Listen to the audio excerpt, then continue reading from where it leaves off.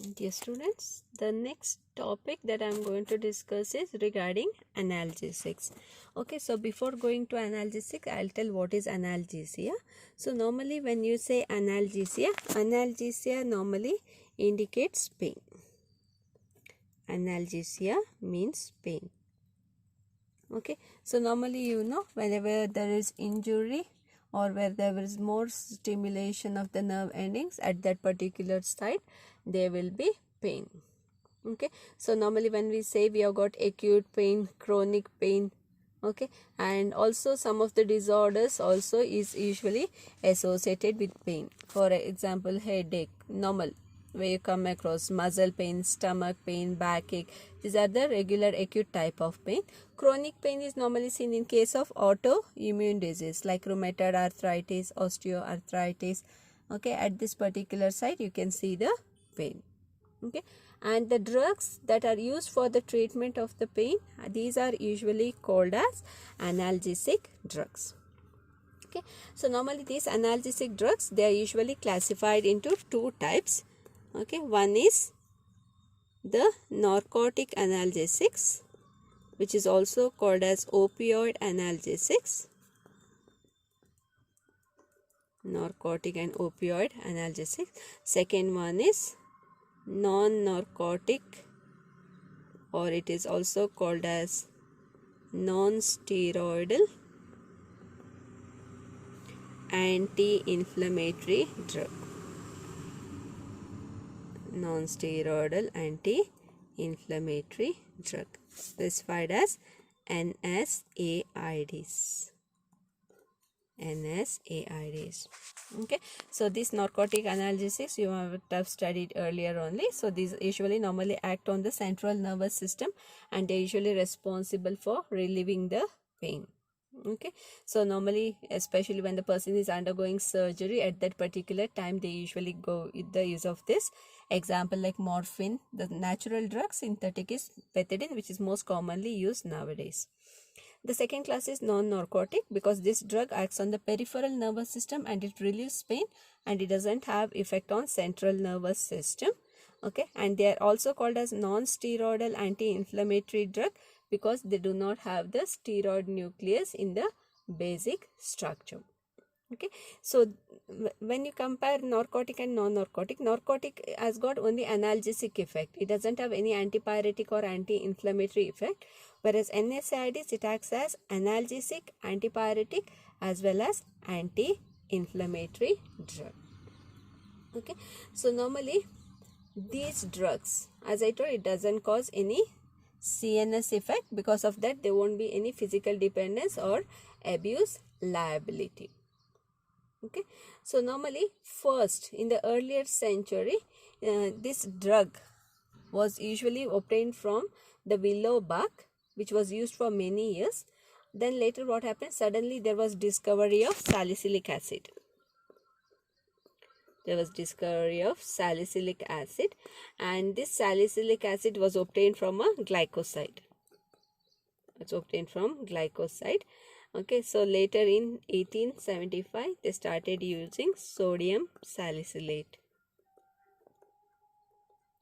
Okay, so this later led to the use of aspirin, which is a acetyl salicylic acid derivative, and this was most popularly used as analgesic drug. Okay, so this is normally the introduction. Later further they started introducing many other analgesic drugs. Okay, so there are various classes of analgesic drugs which are used to relieve the pain. Coming to the classification of the drugs, so normally they are classified into two types. One is analgesic along with anti-inflammatory property. Second one is analgesic with poor anti-inflammatory property. Okay, so analgesic and anti-inflammatory property drugs, which includes the first class, the salicylates. Okay, example of the salicylates is aspirin as well as salicylamide and diflunisal. The second is the pyrazolone derivatives. Example is phenylbutazone and oxyphenbutazone. Third class of drug is indole derivatives. Example is indomethacin and sulindac. Propionic acid derivatives like ibuprofen, naproxen, ketoprofen, phenoprofen and flurbiprofen. The fifth class of drug is anthranylic acid derivative. Example is mefenamic acid. The next class of drug is aryl acetic acid derivative, diclofenac and tolmetin. The next is oxycam derivative. Example is piroxicam, tinoxicam, meloxicam. Pyrrolopyrrol derivative, ketorolac. Sulfonamide derivative. Example is nimesulide. Okay, so here the drug is classified based on the chemical structure. Based on the structure, there are different classes of drugs. Coming to the second class of drug, analgesic but with poor anti-inflammatory property. So there are three classes of drugs. The first one is para-aminophenol. Okay, example is paracetamol. Paracetamol, it is also called as acetaminophen. Acetaminophen. Second one is pyrazolone derivative. Example is propionazole. Benzoxazosine derivative. Example is nefopam. Okay, so these are the various drugs that comes under the classification of non-steroidal anti-inflammatory drug. Okay, so under this class, the aspirin is considered as prototype drug, which will be studying in detail along with the mechanism as well as pharmacological action.